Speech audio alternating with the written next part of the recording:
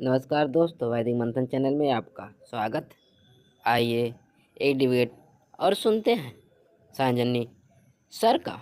क्या लिखे हैं? श्री राम? हाँ जी भाई, क्या लिख के आए हैं? सर जय श्री राम। भाई क्या इस तरह के नाम मत लिखिए भाई। फिर वो स्पेलिंग ये हो गया मेरा, जय श्री राम लिख रहे थे ना। अच्छा जी, आप जय श्री राम लिख रहे थे, बोलिए क्या बोलना चाहते हैं। सर आपको पावर का ये थोड़ा कम आइडिया है हमारे सनातन धर्म में बहुत। बात तो आप सही बोल रहे हैं, तभी तो क्या जे से जी हो गया। पावर तो बहुत है। सर क्या कीजिएगा, आप ये मैं तो आपको मतलब पावर दिखाता हूँ। आपके सनातन की पावर आज मैं दिखाता हूँ। अभी आप ये जी जो जी लिखे हैं ना, अभी देखिए, जी। अभी यहाँ पे ईश्वर आएंगे और उसको अपने आप चेंज करके और जे लिख के जाएंगे, समझ रहे हैं ना। और अगर लिख के गए तो मैं भी मान लूंगा कि आपका जो है पावर है, बहुत जी तगड़ा सर, पावर है। फिर आपका ये मानना है कि मतलब खीर खा के कोई पैदा ही नहीं हो सकता है। अब भैया ये निंजा तकनीक आप लोग अगर ऐसा है तो बताइए, कितने सारे लोग जो हैं चक्कर काट रहे हैं डॉक्टरों के पास, बच्चा नहीं हो रहा, बच्चा नहीं हो रहा है, और आप लोगों के पास इतनी तकड़ी निंजा तकनीक है। ये निंजा तकनीक को उनको भी दे दीजिए ना, सारे डॉक्टरों के यहाँ पहुंचा दीजिए। जब भी कोई जाएगा सर पेशेंट, खीर जी दे दीजिएगा, ले भैया खीर खा लो, तुम खीर खा लो, तो सर, खीर तो खा लेंगे, क्या हो था जाएगा। कि वो उनके हमारे ऋषि मुनियों के पास ये ऑब्जर्वेशन की पावर थी ना सर। क्या बात कर रहे हैं आप? हाँ, तो आप खीर समझ लीजिए, जब खीर को आप मैश कर देते हैं तो वो किस जैसा दिखता है, वो बेचारे वो बताना चाह रहे होंगे। नहीं नहीं, मैं समझ नहीं पाया, थोड़ा और क्लियर बताइए क्या कहना चाह रहे हैं आप। सर वैसे तो आपको पता ही होगा, हमारे ग्रंथों में बस 3 चीजें हैं जो कि मतलब सारे केमिकल कंपाउंड्स आप कुछ भी मिला लीजिए, बस वही 3 चीजें हैं जो मतलब हमारे ऋषि मुनि है जो उसका इस्तेमाल कर सकते थे। क्या गोबर क्या चीज है? गौमूत्र, जी सर, गोबर ओके, गौमूत्र और खीर। बताइए। नहीं तो गोबर गोमूत्र तो मुझे समझ में आता है, लेकिन खीर जो है वो समझ में नहीं आता। खीर में तो चावल और दूध आ गया ना, और क्या डालते थे? शक्कर डालते थे या फिर वो उसमें भी गोबर गोमूत्र ही डाल देते थे? मीठा करने के लिए क्या डालते थे? सर गौमूत्र ही खाते होंगे ना, तभी तो मतलब क्या बोले, ऐसा मूत्र फैलाया है कि अभी तक साफ ही हो रहा है वो। तो मुझे ये समझ में नहीं आता कि इतना कोई विद्वान है, मान लेते हैं कि मूत्र की ही बात कर लेते हैं। अगर कोई व्यक्ति जो है मूत्र ही अगर खाता था, कोई भी व्यक्ति, तो एक सवाल आएगा ना कि गाय का ही क्यों गोबर और गोमूत्र खाना है। सर वहां पे तो आपको आपको, वहां पे मान लीजिए कि आप पता कैसे चलेगा? कोई भी व्यक्ति जो पहली बार गया होगा तो जानवर तो ढेर सारे हैं, तो अगर उसको चेक करना है कि किसका मूत्र जो है अच्छा है, टेस्टी है, या किसका जो है गुण कारक है, तो वो लेगा ना, सबके लेगा। मान लेते हैं वहां पे गधे का होगा, सुअर का होगा, घोड़े का होगा, गधी, खचड़ी, हथनी, हाथी, बहुत ढेर सारे जीव जंतुओं का होगा। तो सबका लेके डेली थोड़ा थोड़ा मूत्र पिएगा, थोड़ा थोड़ा गोबर खाएगा। हर एक बीमारी, जब वो बीमारी होगी, 10 पेशेंट हैं तो 10 को खिलाएगा, और खुद भी खाएगा, चेक करेगा। अब बाकी पेशेंट पता नहीं खाए कि नहीं खाए, खुद पर एक्सपेरिमेंट करेगा, और रिजल्ट जब आएगा तब ना जाके बताएगा कि नहीं नहीं, गधे वाला ठीक नहीं था, यहाँ पे घोड़े वाला काम किया, या यहाँ पे गाय वाला काम किया, यहाँ पे भैंस वाला काम किया, यहाँ पे हाथी वाला काम किया। अब सारे जानवरों की टट्टी और सारे जानवरों का सुसु पोटी चेक करेगा तभी ना बताएगा जी। ऐसे कैसे होगा? रेंडमली जाएगा, एक जानवर को उठा कर देगा, नहीं ये गुणकारी है, बताइए। सर उतने जानवरों का तो मतलब मैं आइडिया नहीं बता सकता आपको, मगर देखिए गाय और भैंस में टिपिकली जो है हमारे ग्रंथ में ना वो माँ चुनने का थोड़ा मतलब श्योरिटी दे रही थी ऋषियों ने। अब सर मेरे को लगता है ये गोरी चमड़ी का मैटर है, गाय जो थोड़ी क्लियर स्किन वाली थी ना, आप समझ सकते हैं, हम्म। हम लोग तो उधर क्या बोले पहाड़ों से आए थे ना, तो अच्छा, मे भी उसके चलते हो सकता है सर। कोई गोरी चमड़ी की जहां तक बात है, तो भैया गधे का स्किन जो है या हाथी का जो स्किन है, उसमें क्या दिक्कत है? सर गधे को उसकी भी साइडलाइन तो। कर दिया गया है इतिहास में। मेरे को लगता है कि ऋषि हम्म। मुनि उसका भी पावर ढूंढ लिए होंगे, वो नहीं तो मतलब सुअर भी चलेगा तो, सर। मैंने सुना है कि सुअर भी तो भूरे होते हैं ना। अब सर इतने सारे जानवरों में तो मतलब अब मैं तो कंफ्यूज हो रहा हूँ सर फिर तो। और भी तो बहुत सारे जीव जंतु हैं जिनके जो व्हाइट होते होंगे। मतलब इसमें भी आप लोगों ने मूत्र और पोटी सुसु भी निकालने में, उसमें भी मतलब रेसिज्म निकाल लिया, जाति खोज ली उसमें भी कि भैया व्हाइट चमड़ी है, इसी का हम सुसु पोटी खाएंगे। अरे सर हम्म। जाति तो हमारे धर्म में ऐसे ढूंढी जाती है, क्या बताएं आपको, मतलब जाति हम्म। के अंदर जाति के अंदर जाति। अब जाति के अंदर जाति मतलब आप ये कहना सर चाहते हो कि अगर कोई ब्राह्मण है तो दूसरा कोई ब्राह्मण है उसे सीधे शादी नहीं कर सकता, उसमें भी जाति देखी जाएगी, ये ऊंचा जी ब्राह्मण सर, है, नीचा हमारे एक ब्राह्मण है। ब्लाइंड महात्मा, हमारे एक ब्लाइंड हम्म। महात्मा है ना, अभी उन्होंने बोला एक्चुअली सर वो हाँ। तीसरी आंख से देखते हैं अपनी, तो तीसरी तीसरी आंख से? आंख से मैंने देख, तीसरा पैर सुना था, तीसरी आंख भी है? अच्छा जी। सर तीसरी नाक भी है उनकी, वो वहां से सांस भी लेते होंगे शायद वो। अच्छा, बताते नहीं है ना। बताइए, जी बहुत धनी है, मतलब जी सर, इंद्रियों तो के उन्होंने ही मामले में बताया बहुत था, धनी आदमी है। जाति के अंदर ही जाति, उसके अंदर जाति, क्रिएटिव बताइए, वो तो बड़े लंबी लंबी बातें करते हैं। वो तो बोल रहे हैं कि कौन सा व्यक्ति जो है उसको संस्कृत का श्लोक नहीं आता है। अब सर उसको वो जो दूसरा व्यक्ति है वो भी तो मतलब उन्हीं का भाई है ना। ये भाई भाई वो भी आपस में काहे लड़ रहे हैं भाई? देखिए, ये तो पूरी दुनिया को बता रहे हैं, हिंदू जगाओ, हिंदू यूनिटी, हिंदू एकता। आपस में ही लड़ रहे हैं ये। वो उसको सर गाली फिर दे रहा है, वो उसको गाली दे रहा है, और जो दूसरा है वो तो आपके बागेश्वर को उठा के पटक दे रहा है? बताइए। तो सर हम लोग मतलब ये हमारे ऋषि मुनि वो प्रेम और चून के भूखे हैं सर केवल। अब कोई एक देख रहा होगा कि ज्यादा चून खा जा रहा है तो फिर थोड़ा तो सर ऐसा होता है ना। अच्छा, मतलब असल लड़ाई चून की है, चून की धरा रहा जी है ना? जी सर, जी सर। बताइए, चून की लड़ाई है।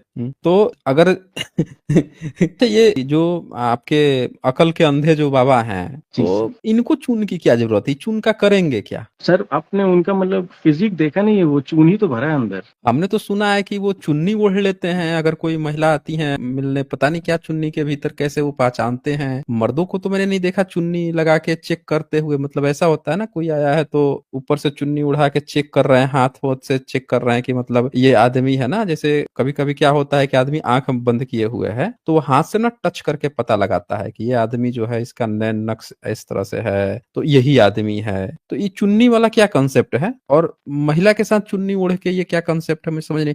मर्द के साथ मेरा मुझे अभी तक ऐसा कोई क्लिप नहीं मिला। एक महिला वाला वायरल हो रहा था जिसमें चुन्नी ओढ़ लिए थे, क्या चक्कर क्या है ये? सर मतलब अब देखिए, जैसा आपने बोला कि 3 पैर भी होते हैं तो वो तीसरे पैर से चलना चाहते होंगे बेचारे, थोड़ा लालसा रही होगी उनकी, चेक करते रहते होंगे ऐसा। बताइए, क्या क्या चीजें चल रही हैं? मेरे तो समझ में ही नहीं आ रहा है क्या बोल रहे हैं सर हैं? बहुत निंजा चलिए। टेक्निक है हमारे धर्म में सर। आपको मतलब आपको थोड़ा तो आइडिया हो रहा होगा, आपने इतनी किताबें पढ़ी हैं। मैं तो यही सोच रहा हूँ कि इतना सारा ज्ञान आपने ले लिया है, इतनी सारी किताबें हैं, आपने ही बताया है मतलब हम लोगों को भी। तब तो मुझे और थोड़ा मतलब ये होने लगा है, प्राउड होने लगा कि बाप रे बाप, क्या क्या सोच सकते हैं हमारे धर्म वाले। और अब तो मतलब बहुत ज्यादा लाइव ऐसे एग्जाम्पल भी चारों तरफ दिख रहा था। अब तो ये नॉर्मलाइज हो चुका है। बस अब ये है कि मैं चाहता हूँ कि बड़े बड़े पोस्टर्स लगे और ये सारा चीज जो है ना सबको पता चले कि मतलब वाह देखो, इसको कहते हैं क्रिएटिविटी। मतलब बगल में चाइना जो है वो बात कर रहा है आलोचनात्मक दृष्टि की, कि साइंस में क्या चीजें और आगे बढ़ सकती हैं, क्या चीजें। और हमारे देश में आप लोग परेशान हैं कि गोबर गोमूत्र में कितना स्वाद आ रहा है, और ये कौन ले रहा है कौन नहीं ले रहा है। मतलब हमने तो सर चाइना को टक्कर दे रखी है। चाइना तो हम लोग से इस मामले में कभी जीत ही नहीं पाएगा, है ना? कभी नहीं सर, कभी नहीं जीत पाएगा चाइना, में कैसे जीत एक सकता है। बात तो सही है। मैंने तो सुना है कि आप लोग कहते हो कि चाइना जो है वो सांप खा जाता है, केंचुए खा जाता है, वो सब बड़े गंदे संदे प्राणी हैं, तो किच सर पता नहीं चाइना भी क्या तो ये क्या हमसे ही छिपकली सीखा है ना। है। गूदे से नहीं सांप नहीं, हम हमने भी लेते हैं, नहीं, हमारे उसे वेद में जीव है। ये बात था। बताइए, आप अंधा कुटिल सांप की बात कर दिए हैं। जी सर। वो खाते हैं, आप लेते हैं ना, अंतर है दोनों में। उसको पता है कि वो खाने का लेने का रास्ता मुंह है, आप पता नहीं किधर से लेते हैं अंधा कुटिल सांप।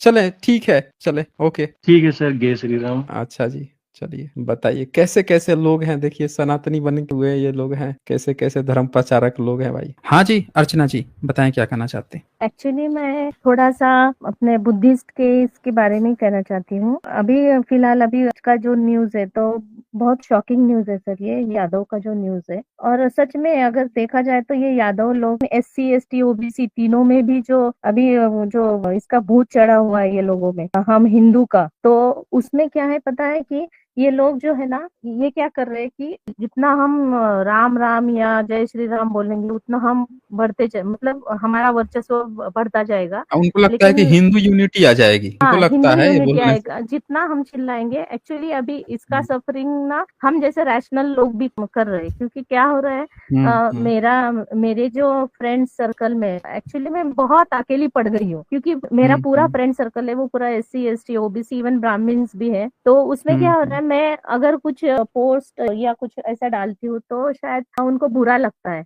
मेरे एक बहुत क्लोज फ्रेंड है, एक फ्रेंड मेरा OBC है, तो उसका एक्चुअली उसने वो अभी आपका जो है मैं वो डालती हूँ हर वक्त, आपका वो स्ट्रीम हम्म, FB पे हर वक्त रोज का मेरा स्ट्रीम अपलोड करती हूँ मैं। तो उसने मुझे ओके। मतलब एकदम एक्चुअली उसने मुझे बहन माना था, लेकिन एक दिन उसने मुझे अचानक कह दिया कि ये तूने क्या डाला यहाँ पे, क्या तुझे कोई हम्म फंडिंग दे रहा है क्या। मैं बोली अरे तू बहन बोलता है मुझे और ये इस तरह की बातें तुझे शोभा देती है क्या, तो तूने राम को ऐसा क्यों बोला, ऐसा क्यों डाला। मैंने बोली तूने स्ट्रीम देखा है क्या? उसने तुझे बाय प्रूफ सब बता दिया है वो सर ने, तो वो तूने सुना है या नहीं? तो भाई मैंने नहीं सुना है। फिर मैं बोली सुन ना तू, अगर तुम खुद के ही ग्रंथों को नहीं पढ़ोगे, खुद के ही इसको नहीं पढ़ोगे, तो तुम्हें कैसा पता चलेगा कि उसमें क्या लिखा है? बस किसी ने बता दिया, उसका कोई अनिरुद्धाचार्य बोल के कोई उसका गुरु है यहाँ पे महाराष्ट्र में। बताइए।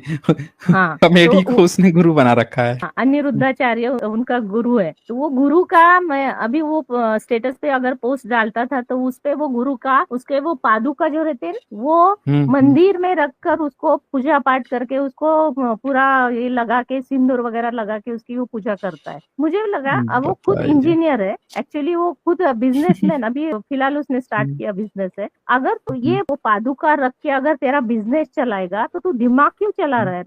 दिमाग क्यों चला रहे? वहां जाके तू सिर्फ बैठ, वो अनिरुद्धाचार्य तुझे सब कुछ दे देगा ना। वो क्यों तू बिजनेस कर रहा है, क्यों तू कमा रहा है? मत करना इतना ही, अगर तुझे उस पर विश्वास है। मैंने यही कह दिया उसको, तो उसको बहुत गुस्सा आ गया। ऐसा नहीं कहते, वो हमारे गुरु है। मैं बोली गुरु बनाने का भी एक कुछ लेवल होता है ना, जिसको तू गुरु बना रहे। तेरे ही ओबीसी में कोई नहीं है क्या तेरा कोई मतलब पढ़ा लिखा आदमी जो तुझे कुछ अच्छी बातें बता सकेगा, तुझे आगे लेकर जा सकेगा? तो नहीं, ऐसा तो नहीं रहता ना। उसमें क्या जातिवाद थोड़ी रहता है। वो अभी वो जो अनिरुद्धाचार्य है वो एक्चुअली ब्राह्मण है। वो वो खुद ब्राह्मण को, है। हाँ वो खुद को शायद साईं बाबा का वो ये है, शायद वो उसका ये भक्त है, ऐसा कुछ तो भी है। वो बहुत बड़ी कहानी है उसकी। वो ये बहुत बड़ा गपोड़ी है, बहुत ही अनसाइंटिफिक बात करता है वो। बिल्कुल बहुत अनसाइंटिफिक है वो। ज्यादा और अनसाइंटिफिक, मतलब कोई भी नॉर्मल जो इंजीनियरिंग पढ़ा होगा या कुछ भी पढ़ा होगा, कोई भी पढ़ाई, वो बड़ी आसानी से पकड़ सकता है कि ये तो एकदम अनपढ़ जाहिल गंवार है। उसकी वो पूजा पाठ में लगा हुआ है, बताए। और इतने जी। इसमें भी, और एक्चुअली मेरे सब फ्रेंड्स ओबीसी ज्यादा है, और हम्म, भी है जिनके घर में बड़ा सा साईं बाबा का मूर्ति वगैरह लगा के रखा है। साईं बाबा का भी वही कहानी है सर। एक्चुअली वो साईं बाबा का पिछले बार भी आपको किसी ने पूछा था कि साईं बाबा कौन है, आपको पता है क्या? तो एक्चुअली साईं बाबा का भी सेम ऐसा ही है। साईं बाबा वो तो पेशवा था, बोलते हैं नाना साहेब पेशवा था वो जो कि अपने ब्रिटिश के से भागकर यहाँ पे आया था शिरडी में, और वहाँ पे उसने खुद को मतलब मुस्लिम का चोला पहना के उसने खुद को हाइड करके रखा था वहाँ पे, क्योंकि उसके पीछे ब्रिटिश पर वो। और तात्या टोपे जो इसका अपना खामगांव की तरफ उसका एक बहुत बड़ा आश्रम है सर महाराष्ट्र में, ये दोनों भाग के आए थे, ऐसा उनका ओरिजिनल कहानी है। क्योंकि साईं बाबा का जो उसका जो बायोग्राफी जो लिखा है ना, तो वो उसमें एक ब्राह्मण ने लिखा है बोलते हैं। और वो वो सब यही ब्राह्मण, लिखे हैं सब, ये हाँ, वो ब्राह्मण जो है ब्राह्मण बैठ ने के लिखते हैं तारीफ सब। किया है। अगर वो मुस्लिम था तो ये ब्राह्मण की उसका तारीफ कर रहा था, उसके बारे में इतना डिटेल में लिखने की क्या जरूरत थी? तो ये सब कहानी ये लोगों को पढ़ते नहीं एक्चुअली, मतलब बोलते हैं ना वो साइंटिफिक टेम्परामेंट जो है इनका पूरा, इन्होंने ये ब्राह्मण्स लोगों ने पूरा उसका मतलब क्या बोलते हैं ना उसको निचोड़ के रख दिया है, और उनका दिमाग बिल्कुल भी नहीं चलता है। और इसकी वजह से क्या होता है, मेरा मतलब अभी फ्रेंड सर्कल तो बहुत पूरा टूट गया है, और पता नहीं मुझे अच्छा भी लगता है। अभी ऐसा लगता है कि मेरे पे जो बर्डन था ये लोगों का, क्योंकि मैंने कभी किसी मंदिर में जाके कभी पूजा नहीं किया, कभी किसी के सामने सर नहीं झुकाया, और वो मैं कॉलेज में थी तभी भी मैं ऐसी थी, और तब भी शायद मैं थोड़ा अलग ही रहती थी इन लोगों से। लेकिन अभी तो ऐसा लगता है कि शायद अच्छा हुआ कि जो उनसे मेरा झगड़ा हुआ और मैं उनसे पूरी तरह से कट गई हूँ। क्योंकि कैसे है ना, जब हम एक अलग सी इसमें जाते हैं, हम अभी मैं तो खुद बुद्धिस्ट हूँ, मैं खुद मेडिटेटर हूँ, मेडिटेशन करती हूँ, तो मुझे पता है मैं जैसे जैसे आगे जा रही हूँ मुझे पता है कि कितना हम मतलब सीखने के लिए बुद्धिज्म में बहुत कुछ है। आज सिर्फ हम जो बोलते हैं कि 4 आर्य सत्य वगैरह, इससे भी अब तो बहुत कुछ, पूरी बहुत है, जिंदगी निकल जाएगी बुद्धिज्म को। बहुत है सर। जितना पढ़ते जाइए उतना लगता है कि अभी कितना गहरा है ये। और भी एक बोलना था कि जो अपने बुद्धिस्ट मतलब अभी जो बन रहे नए नए जो बुद्धिस्ट बन रहे, क्योंकि अभी एमपी में शायद कोई 2,500 लोगों ने ये लिया, दीक्षा लिया है बुद्धिज्म का, तो उनसे भी मैं एक बात कहना चाहती हूँ सर, सिर्फ बुद्धिज्म दीक्षा लेने से बुद्धिज्म नहीं समझता है, या फिर सिर्फ पढ़ने से, किताबें पढ़ने से बुद्धिज्म नहीं समझेगा। पहला आपको तो को हिंदू का कोई कल्चर यहाँ पे अलाउड ही नहीं रहता है कि आप कोई पूजा पाठ करो या कुछ पाखंड यहाँ पे लाओ, या इवन बुद्धा की भी पूजा करो, यहाँ पे अलाउड नहीं है। और उससे भी और ज्यादा ये है कि आप उसको बुद्धा ने जो पाथ बताया है वो जो वे बताया है उसी मार्ग पे अगर आप चलोगे तो ही आपको बुद्धिज्म समझ में आता है। और जब मुझे भी अभी तक, मैं खुद बुद्धिस्ट होने के मतलब मेरा जन्म बुद्धिस्ट में हुआ है, लेकिन तभी भी मुझे नहीं समझता था कि बुद्धा ने क्या कहा है। पढ़ती थी, मैंने बहुत सी किताबें पढ़ी है, लेकिन मुझे पाली नहीं आती थी, अभी भी नहीं आती, लेकिन थोड़ा बहुत अभी थोड़ा मतलब समझ में लेती हूँ, ऐसा कुछ नहीं है। लेकिन जब मैं पढ़ती थी ना तो मुझे लगता था ये क्या, बुद्धा ने क्या बोला, उनको इनलाइटन हुआ, ये हुआ, मतलब क्या हुआ। तो ये कोई एक उनका मतलब अभी का उनका ये नहीं है, वो बहुत उनकी तपस्या है और उन्होंने वो मेडिटेशन में ही अपने को बताया है। तो मेरा कहने का मतलब यही है, जो भी वापसी कर रहा है बुद्धिज्म में, तो उनको एक ही मेरा कहना है कि आप हिंदू का तो पाखंड तो वो तो छोड़ ही दो, लेकिन किसी भी तरह से कहाँ भी आपको अगर जाना हो ना तो आप मेडिटेशन करो। जब तक आपको बुद्धिज्म को समझना है, किताबें तो पढ़ो, किताबें सिर्फ पढ़ने से बुद्धिज्म नहीं समझता है और सिर्फ मेडिटेशन करने से भी बुद्धिज्म नहीं समझता है। किताबें पढ़ के गलत मीनिंग भी तो कोई सोच सकता है ना, क्योंकि जब तक विपश्यना नहीं करेगा, पूरी तरह से उसमें घुल मिल नहीं जाएगा, वो थिंकिंग भी तभी बुद्धिज्म की तरह निकलेगी। अगर कोई ऊपर ऊपर किताब पढ़ेगा तो ब्राह्मणवादी की तरह उसका हो सकता है मतलब सोचने का वो एक तरीका ही अलग हो जाता है। अरे वो तो उधर भी लिखा था, ब्राह्मण में भी ऐसे ही लिखा था, बुद्धिज्म में भी तो ऐसा ही लिखा है, वैसा नहीं है। इनका वो जो कहने का आत्मा का वो उनका जो कंसेप्ट है इधर बुद्धिज्म में नहीं है, तो उन्होंने यहाँ का कंसेप्ट वो कुछ अलग ढंग से बताया, लेकिन वो बताने से नहीं समझ में आता है जब तक आप मेडिटेशन नहीं करोगे। और मेडिटेशन का भी एक रूल है, जब तक आप सही वे पे नहीं जाओगे तो आप वहां भी भटक सकते हो। इवन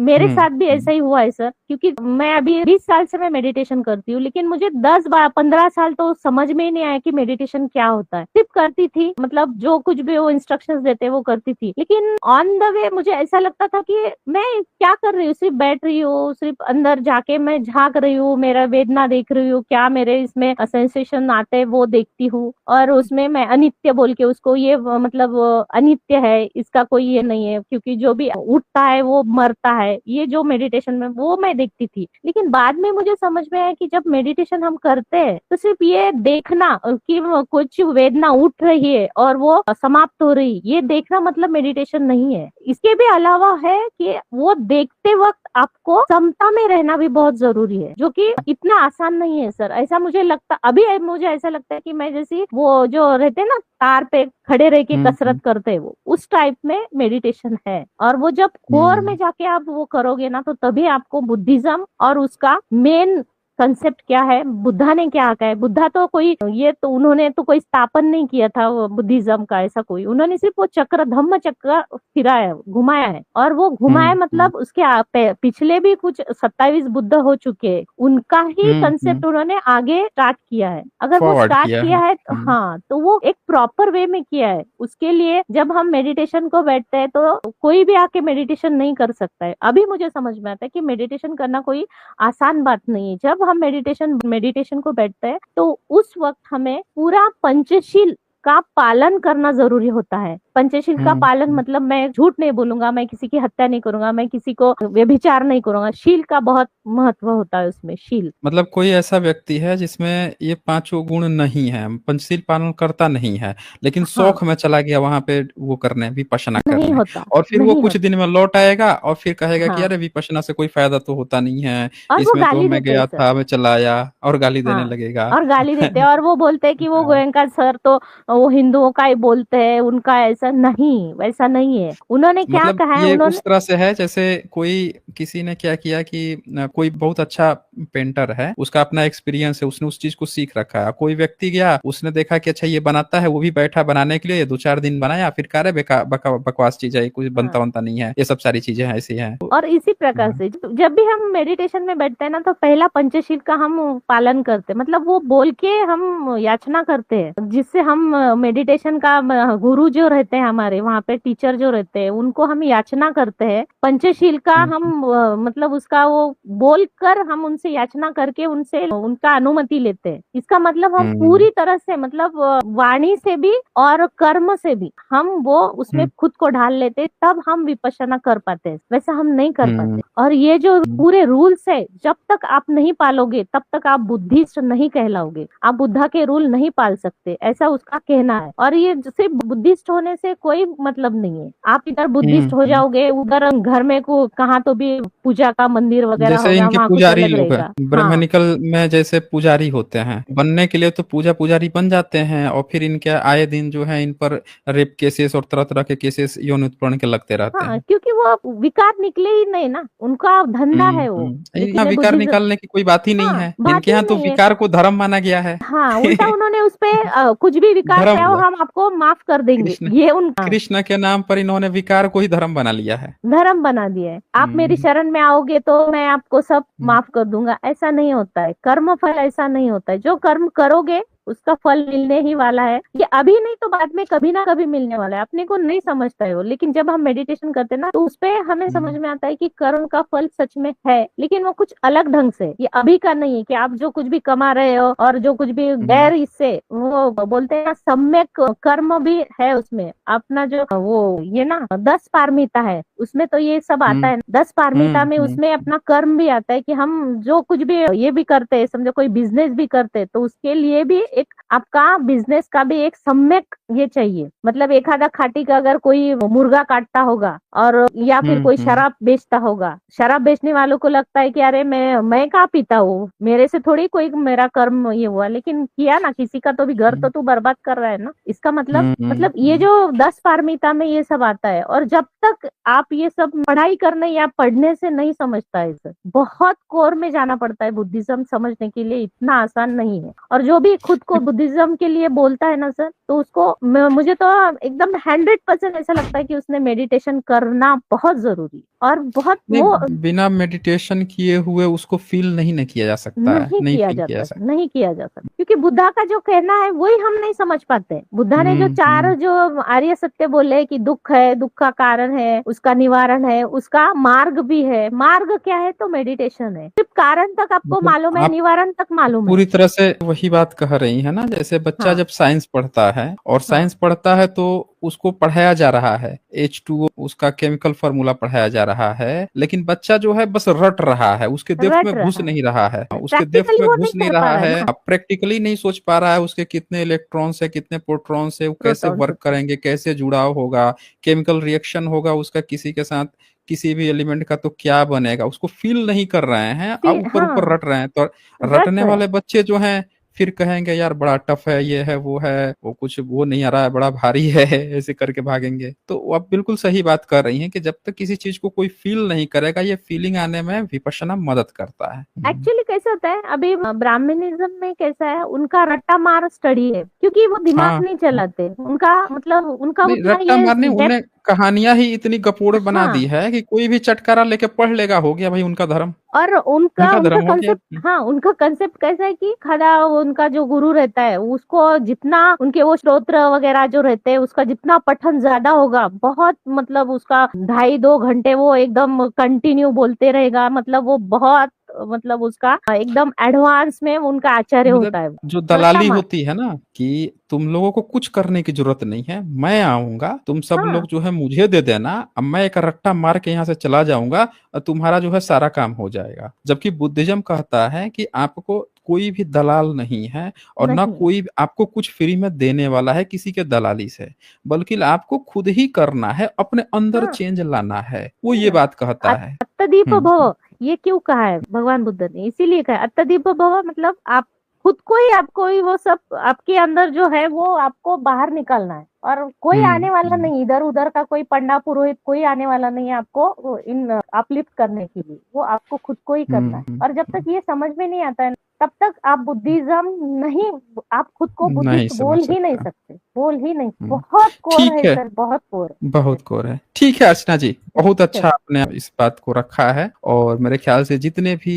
जो साथी जो नए नए बुद्धिस्ट या इंटरेस्टेड हैं, वो लोग इसको गहराई से समझेंगे और तब जाके इस पर आगे बढ़ेंगे। आज बस इतना ही, फिर मिलेंगे हम अगले डिबेट के साथ अगले वीडियो में। तब तक के लिए नमस्कार।